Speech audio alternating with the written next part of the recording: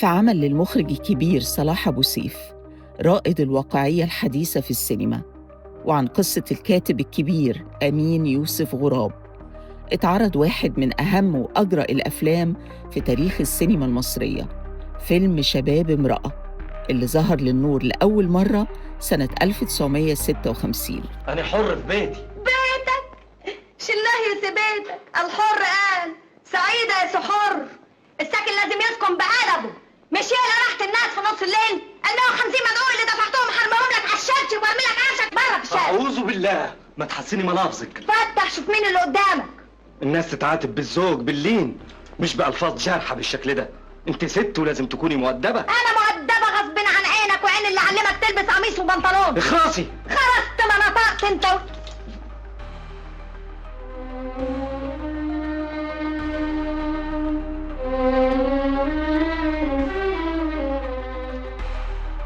الفيلم ناقش منطقة حساسة جداً في الثقافة المصرية الشعبية، منطقة الرغبات المكبوتة وشهوة السلطة والسيطرة، التحكم في مقابل الخنوع والانكسار، وصراع حقيقي بين البراءة والغواية. دي لا مفيش فايدة. هو ايه ده اللي مفيش فايدة؟ أصل البغل كان قطع الغمى اللي على عينه. معلش ما حصلش حاجة، هصلحهوله أنا بإيدي عشان ما يقطعوش تاني أبدا. طيب. النجمة تحية كاريوكا لعبت بطولة الفيلم في دور شفاعات، واللي بيعتبروا كتير من النقاد أهم أدوارها السينمائية وأقواها. وشاركها البطولة النجم شكري سرحان في دور إمام، الشاب الصغير اللي جاي من الأرياف عشان يدرس في كلية دار العلوم ويسكن في بيتها فوق السرجة اللي مشغلاها. وفي الوقت اللي كان إمام شخص بريء ومستقيم هادي وملتزم، بيصلي الفرض في وقته وبيحافظ على أخلاق القرية اللي اتربى عليها، كانت شفاعات في المقابل ست قوية جذابة مسيطرة وبتعيش حالة من الحرمان والشبق.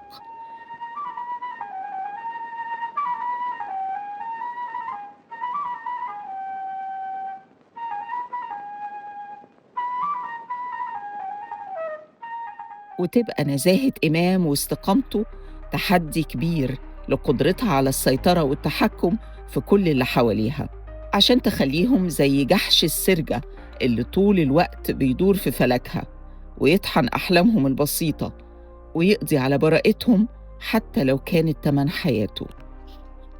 الدور الأسطوري ده قدمته تحية كاريوكا في واحد من أعظم أدوارها، خرجت بيه من أدوار الراقصة وصورة المرأة اللعوب، وقدمت شخصية مركبة قوية غيورة عاشقة ومخيفة في نفس الوقت.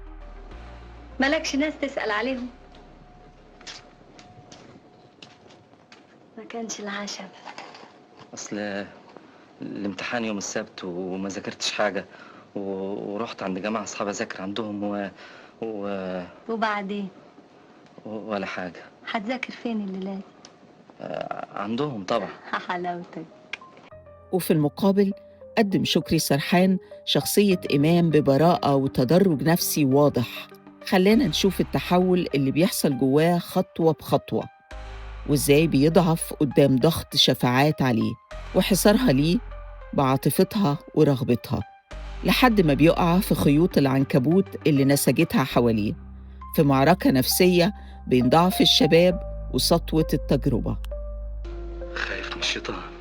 الشيطان ملوش دعوة بينا، احنا حبنا طاهر بريء، واحدة محرومة من العطف، من قلب حنين تشتكي له همها، لقت فيك القلب النظيف، نفسها تقعد معاك بعيد عن الناس، تحط راسها على صدرك، تسمع منك كلمة حلوة. خايف من ايه؟ أما الجميلة شادية فظهرت في الفيلم في دور الفتاة الملائكية الجميلة، رمز البراءة اللي تخلى عنها إمام في علاقته مع شفاعات، والحب النقي اللي عاش عمره مستنيه بس تاه عنه، واللي برضه في النهاية بتكون طوق النجاة ليه من الضياع.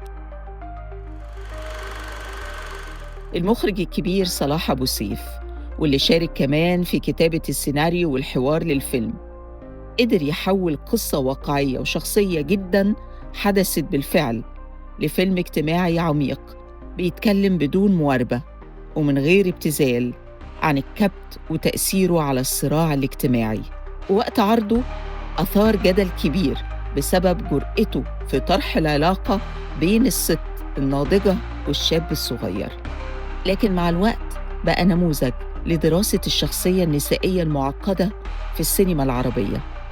وده كان السبب في اختيار شباب امرأة عشان يحتل المركز السادس في قائمة 100 فيلم سينمائي مصري.